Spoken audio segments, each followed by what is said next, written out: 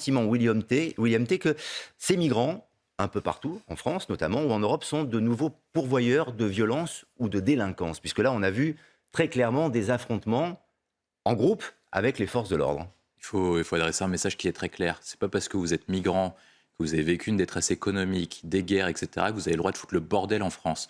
Quand vous venez sur un territoire, eh ben vous respectez les règles et les lois, dans la mesure où c'est un pays qui vous accueille, qui vous de quoi vous loger et vous nourrir de façon conséquente. Et quand vous avez des migrants qui attaquent les policiers, est-ce qu'ils méritent encore d'être en France? Donc se pose la question de comment faire en sorte qu'on n'ait plus de camps de migrants, que ce soit au nord, à Calais et sur les différents endroits de la place française. Je pense qu'il y a un sujet qui est essentiel. Il faut qu'on le traite le plus rapidement possible, notamment avec le sujet qui nous est arrivé dernièrement avec le bateau Océan Viking. C'est qu'il faut arrêter et il faut mettre un terme à l'immigration illégale en mettant en place des hotspots. C'est-à-dire qu'il faut dire un principe qui est clair. Si vous venez en France de façon illégale, vous n'avez aucune chance à la fois d'être régularisé ou d'être naturalisé de quelque manière que ce soit si vous ne passez pas par un de nos hotspots. Parce que sinon, on arrive et on récolte toute la misère du monde. Vous avez des personnes qui viennent, qui commencent à se battre avec la police parce qu'ils ne sont pas contents, et ils veulent passer je ne sais pas où, je ne sais pas quoi. Non, la vérité, c'est celle-ci. C'est que quand vous êtes migrant, vous adaptez à la loi du pays et surtout, vous respectez les règles et surtout, vous remerciez le pays d'accueil qui fait en sorte qui vous a permis de vous échapper d'une situation dite difficile. Et je pense que c'est là le sujet essentiel.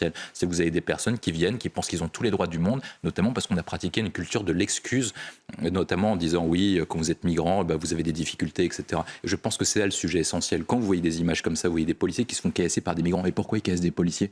Pourquoi? Parce que les policiers, qu'est-ce qu'ils font? Ils font respecter les règles et l'ordre républicain et le respect de l'ordre public. Et une fois que vous partez sur ce principe-là, qu'est-ce qu'on font les migrants possibles? Je pense qu'on aura un sujet avec l'Angleterre sur est-ce que c'est toujours à nous de contenir la frontière pour eux dans la mesure où ils ne sont plus dans l'Union européenne et ils ne sont plus dans le Brexit. Et je pense qu'il y a tous ces sujets-là qu'on doit aborder. C'est toute la question. Non, c'est vrai, William T. On a l'impression que la Grande-Bretagne et la France se renvoient un peu la patate chaude, quoi. C'est-à-dire protéger vos frontières pour ne pas qu'ils viennent chez nous, mais en même temps, on peut éventuellement les accueillir, mais il faudrait quand même que vous fassiez mieux votre travail.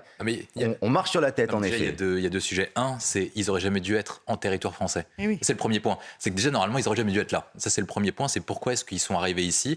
Parce que notre politique migratoire et l'accès... Mais c'est en lien avec l'Ocean Viking, dont on va parler dans quelques instants. C'est la même chose. Et ça montre l'impuissance de l'État et également l'impuissance de l'Union européenne à protéger ses frontières dites extérieures. On a toujours les mêmes sujets. Depuis une dizaine d'années, c'est Frontex. Je crois qu'on dit, oui, Frontex est renforcé. Et au final, les chiffres que vous donnez, c'est qu'on a de plus en plus de migrants qui passent. Donc, soit Frontex est mal organisé, soit de toute façon, leur méthode de fonctionnement ne fonctionne pas. Soit ils sont favorables à l'immigration, en vérité. C'est le premier point. Le deuxième point, c'est est-ce qu'il faut que la France garde et maintienne un accord avec les Britanniques ou est-ce qu'il faut qu'on les laisse passer ou pas? Avant, on avait un point d'accord sur plusieurs points. On avait un accord de défense avec les Britanniques, c'est les accords du Nord. On avait un autre point, c'était les accords de coopération économique, mais ils ne sont plus dans l'Union européenne.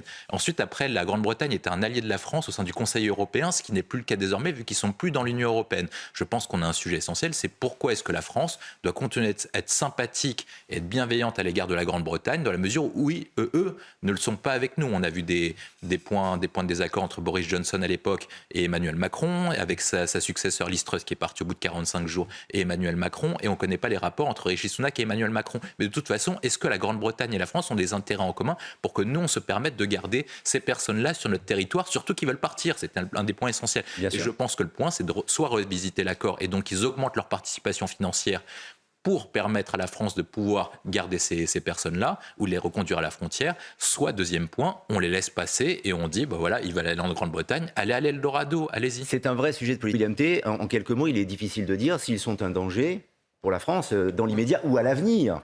Puisqu'on n'a aucune information, même sur leur âge, sur leur identité. Mais ce qu'il faut, c'est un faisceau d'indices. C'est-à-dire qu'ils arrivent entre 12 et 17 ans.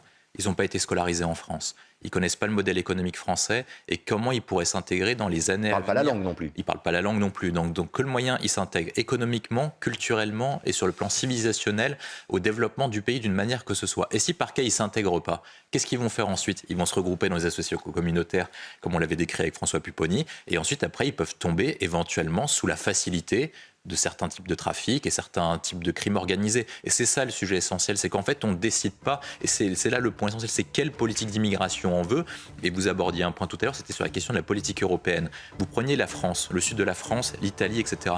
Mais les pays qui accueillent le plus de migrants, c'est les pays qui sont le plus de difficultés économiques dans toute l'Europe. C'est le premier élément. Et le deuxième point, je rejoins ce qu'a dit Bruno Retailleau et François Pupponi, c'est-à-dire qu'en accueillant Ocean Viking, on donne un message à l'ensemble des ONG en disant la prochaine fois, ils passeront par la France, ils passeront plus par l'Italie. Même si ça a été précisé que c'était de manière exceptionnelle. Oui, mais parce que l'Italie ne les a pas accueillis. L'Italie a envoyé un message très clair, c'est-à-dire le prochain bateau qui viendra, Meloni le refusera. Et du coup, ils se dirigeront non plus vers l'Italie, mais davantage vers les ports français. On marque une petite passe assez régulièrement désormais. Vous quittez l'école publique, tout simplement. C'est ce qui se passe concrètement, parce que l'école publique est devenue un territoire perdu de la République. On a exactement le même phénomène, c'est-à-dire que vous avez l'arrivée de nouvelles populations qui changent la donne au sein des établissements scolaires, qui changent les règles du jeu, et les enseignants leur demandent toutes les missions possibles. C'est-à-dire qu'ils doivent instruire, éduquer, faire du social, préparer au cours de la République, préparer à la vie professionnelle, préparer les gamins à être de bons citoyens. Éducation sexuelle. Éducation sexuelle en plus, éducation sur la minorité, éducation sur la discrimination.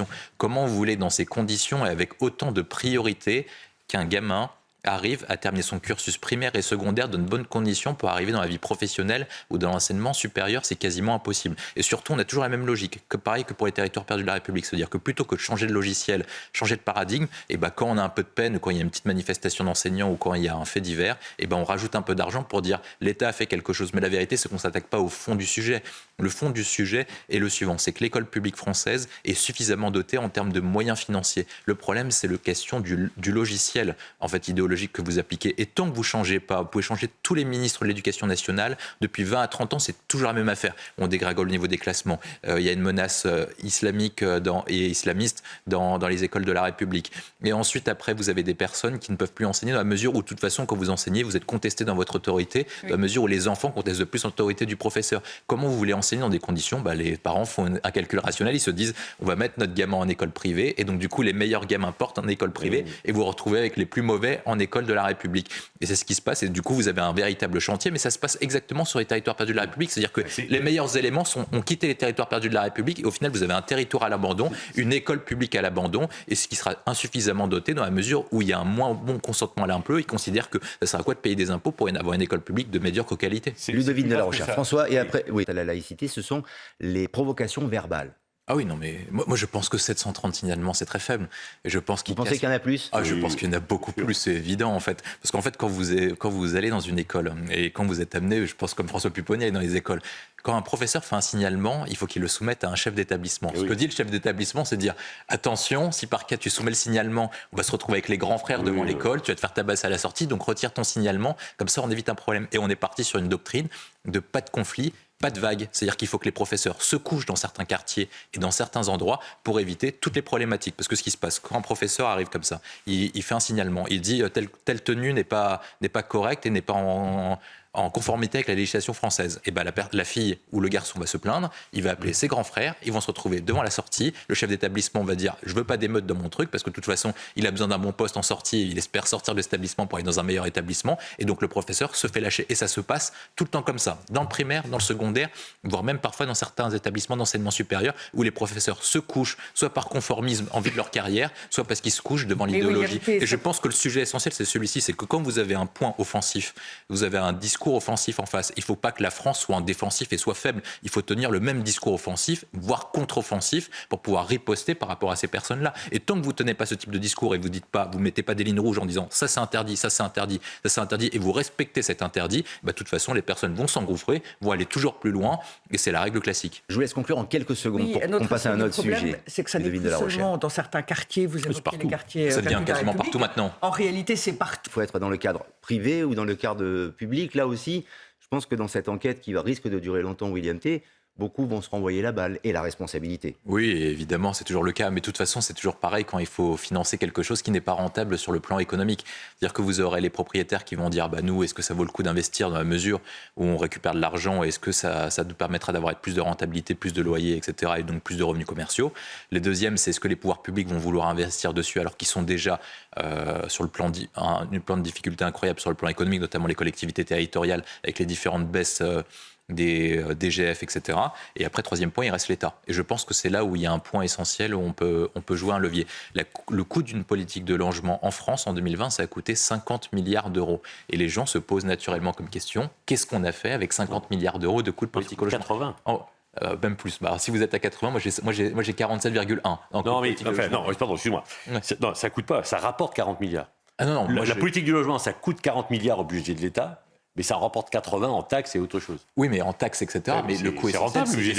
Moi, je pense que c'est pas rentable pour plusieurs points. Je pense que c'est pas rentable pour plusieurs points parce qu'en fait, on a une politique de logement qui ne correspond pas à notre démographie, qui augmente à chaque fois et donc du coup, on ne construit pas assez de logements pour faire baisser la pression sur les tarifs en termes de construction de nouveaux logements. On met un paquet essentiel, 1 sur les aides sociales et 2 sur les rénovations dites thermiques, etc. Alors que c'est pas le sujet essentiel. Et je pense qu'on a un coût et on a une disproportion, comme sur l'ensemble de tous les sujets auxquels on utilise mal l'argent public. Je pense que le sujet essentiel, c'est la production de nouveaux logements et la rénovation de l'ancien pour permettre aux personnes d'habiter dans des conditions vivables et durables. Et c'est ça le point essentiel. Et je pense qu'une fois qu'on part tout l'argent sur les APL, sur les différents points où le gouvernement a essayé de bouger sur la question des APL, mais qu'on a baissé de 5 euros, on a l'impression que c'était la fin du monde et qu'on avait coupé quasiment toutes les aides sociales en France. Et je pense que ça, le point essentiel, c'est comment on fait, avec l'augmentation des dépenses publiques, d'être dans le rouge sur tous les indicateurs, que ce soit sur le logement, sur la rénovation thermique et sur l'ensemble des sujets de construction de logement. On refait ce que dit le gouvernement. Oui, mais je comprends votre logique, mais ça part d'une mauvaise information et d'un mauvais calcul.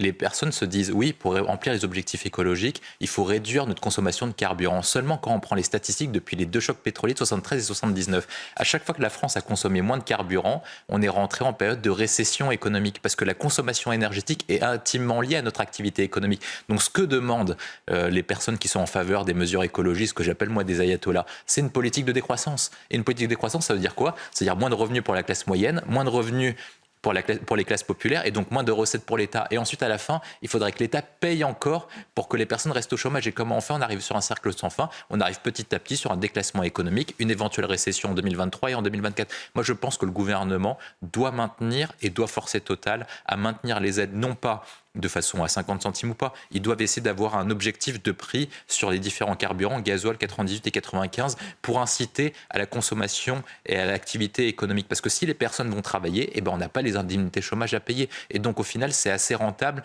de procéder de ce point de vue-là. Et de toute façon, quel est l'objectif actuellement pour la France ? Est-ce que c'est avec nos 1% d'émissions de gaz à effet de serre qu'on va résoudre tous les problèmes climatiques du monde, contrairement à ce que dit Sandrine Rousseau ? Ou par contre, notre premier objectif, c'est le bien-être de notre population, des classes moyennes, des classes populaires, pour qu'ils aient un travail, pour qu'ils aient de quoi offrir des cadeaux de Noël à leurs enfants, et surtout pour le gouvernement qui a une situation compliquée sur le plan politique, qu'ils évitent de manifester et qu'on arrive à un nouvel épisode des Gilets jaunes et éviter la récession économique. Je pense que c'est ça les priorités. Et à chaque fois que la France veut essayer de tout faire, on veut être impérieux sur le climat, que les classes moyennes soient riches, que les classes populaires n'aient pas de problème de délinquance, etc. Et ensuite, après, possiblement, il faudra accomplir le bien dans le monde, accueillir toute la misère du monde, etc. Mais c'est pas possible. C'est pas possible. On n'est plus la France de Louis XIV, on n'est plus la France de Napoléon Bonaparte. Tout ça, c'est terminé. Donc, dans un premier temps, on se concentre sur certains objectifs qu'on essaye de réussir, et ensuite, après, on voit plus tard. Et si Emmanuel Macron veut aller faire le mariole à l'étranger, etc., et accomplir la paix dans le monde, qu'il le fasse, mais après qu'il soit président de la République comme conférencier privé, et ce sera très bien pour lui.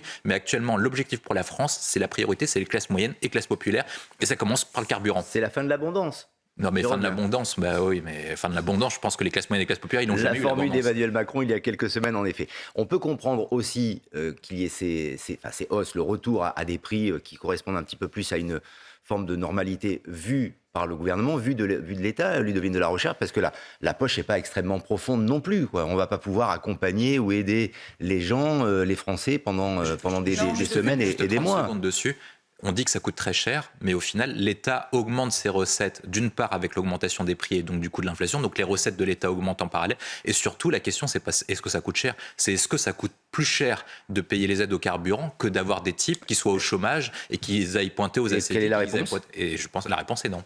Ludovine. Nombreux sur notre vieille terre. Moi, je pense qu'il ne faut pas poser la question comme ça. C'est est-ce que la France et l'ensemble des pays sont prêts à affronter les 8 milliards de défis qu'offrent les 8 milliards d'êtres humains ? Parce qu'on a des défis sur plusieurs sujets. On a parlé au début de l'émission sur la question de la crise des migrants. On sait que l'Afrique va changer, va quasiment doubler de population en 30 ou 40 ans. Et est-ce que la France et l'Union européenne seront prêts à ce moment-là à affronter des vagues migratoires qui sont beaucoup plus importantes que celles qu'on a rencontrées en Afrique, dernièrement en Syrie et sous l'époque d'Angela Merkel ? Le deuxième point, c'est sur la question écologique. On a parlé de la question écologique lors de la crise des carburants. On sait qu'avec l'augmentation de la population et l'augmentation du niveau de vie, est-ce qu'on n'aura pas de plus en plus d'émissions de gaz à effet de serre ? Je prends un point particulier. Il y aura 3 à 4 milliards de personnes de la classe moyenne dans la zone qu'on appelle Indo-Pacifique qui vont atteindre le revenu équivalent à celui d'un Américain, d'un Français et d'un Européen. Est-ce que ces personnes-là qui vont augmenter leur niveau de vie, qui vont changer leur consommation d'habitude, ne vont pas émettre davantage d'émissions de gaz à effet de serre et ils vont bousculer le paradigme qu'on avait sur les différents rapports du GIEC. Après, il y a un dernier point sur le plan, c'est la question du vieillissement, parce qu'on est 8 milliards, mais on est également 8 milliards à être beaucoup plus vieux. Et comme on n'a pas assez de personnes, est-ce qu'on n'aura pas des transformations et d'équilibre ? Et je pense que le sujet est le suivant, c'est que 8 milliards de personnes, moi, je pense que c'est plutôt une bonne nouvelle. C'est pas qu'on est plus nombreux, mais il faut que les pouvoirs publics se préemptent des différents sujets pour affronter et prévoir les différentes crises. Alors que nous, ce qu'on fait depuis une trentaine, quarantaine d'années, c'est qu'on subit toutes les crises. Et puis à chaque fois, on se demande comment on va faire la semaine prochaine pour affronter la nouvelle crise qui va venir. Mais on n'a jamais prévu et affronté les différentes crises qui vont venir. Et je pense que les 8 milliards d'êtres humains vont changer considérablement l'équilibre du monde, dans la mesure où l'Occident est en déclin perpétuel depuis une vingtaine d'années et que ça va amener l'avènement de l'Asie-Pacifique et principalement de la Chine. Nous n'avons pas... Moi, je pense aussi qu'il y a un point, c'est que les différents pays ont changé de logique. Avant, l'objectif, c'était d'avoir moins d'enfants.